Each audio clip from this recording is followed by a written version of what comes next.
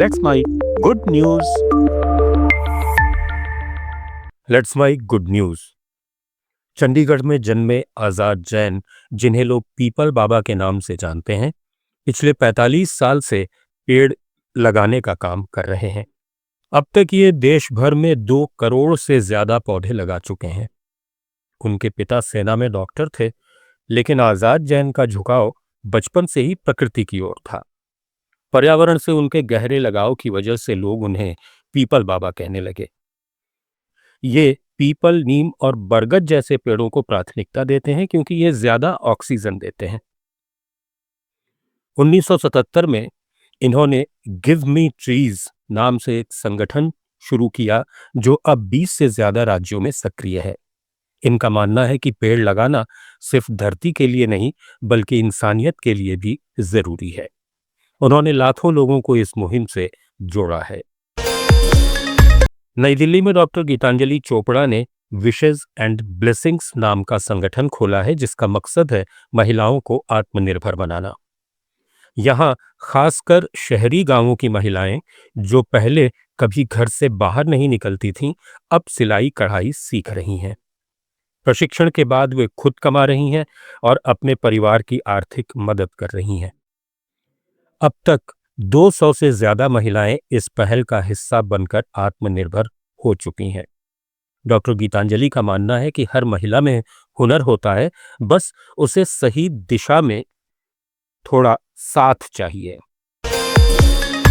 20 साल की कड़ी मेहनत, न किताबें न डिग्री, लेकिन धरती मां से जुड़ी एक अनमोल समझ। महाराष्ट्र के अहमदनगर जिले की राहीबाई पोपेरे, जिन्हें लोग बीज माता कहते हैं, उन्होंने अपने पारंपरिक ज्ञान और अनुभव से 154 देशी बीजों को बचाया है। रसायनों से दूर उन्होंने जैविक खेती को अपनाया और गांव-गांव जाकर लोगों को सिखाया कि मिट्टी से कैसे प्यार किया जाता है।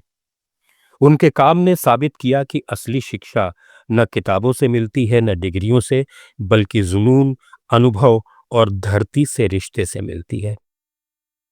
उनकी इसी सेवा के लिए राष्ट्रपति रामनाथ कोविंद ने उन्हें पद्मश्री से सम्मानित किया। कोलकाता की सड़कों पर एक शख्स रोज सब्जी बेचने निकलता है, लेकिन उसकी असली पहचान है फुटपाथ टीचर। अरुणोदय मंडल रोज अपने काम के बाद झोपड़पट्टी के बच्चों को पढ़ाते हैं, खुले में, बिना फीस के, सिर्फ सेवा भाव से।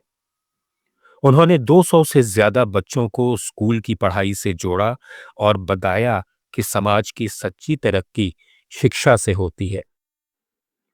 खुद गरीबी देख चुके अरुणोदय कहते हैं, जो मैंने नहीं पाया वो इन बच्चों को जरूर दूंगा। उनका फुटपाथ आज हजारों बच्चों की उम्मीद बन गया है।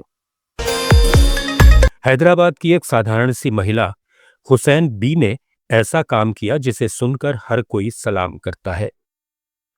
उन्होंने कबाड़ और बेकार चीजों से बच्चों के लिए स्कूल बनाया, वो भी स्लम इलाके में, जहां कोई उम्मीद लेकर नहीं आता। खुद चौथी पास हुसैन बी ने अपनी गली के बच्चों को पढ़ाने की ठानी और सालों की मेहनत से एक ऐसा स्कूल बनाया जो आज सैकड़ों बच्चों का भविष्य संवार रहा है। उनका सपना था कि कोई बच्चा अनपढ़ नहीं रहे और उन्होंने इसे सच कर दिखाया। महाराष्ट्र के एक किसान बेटे विलास शिंदे ने किसानों की तकलीफों को अपना मिशन बना लिया। उन्होंने छोटे किसानों को बाजार से जोड़ने के लिए एक मॉडल खड़ा किया, सह्याद्री फार्म्स। शुरू में संघर्ष था, लेकिन आज उनकी कंपनी 22,000 किसानों को सीधा ग्राहक से जोड़ती है। फसल की सही कीमत मिलती है और बिचौलियों से मुक्ति। विलास ने बता दिया कि किसान सिर्फ खेत तक सीमित नहीं, वो कारोबार का लीडर भी बन सकता है, बस नियत और व्यवस्था चाहिए। गुड न्यूज में फिलहाल इतना ही। जुड़े रहिए लेट्स माइक के साथ। आप सुन रहे थे let's mike more than radio. Follow कीजिए हमें हमारे सोशल मीडिया प्लेटफॉर्म्स पर।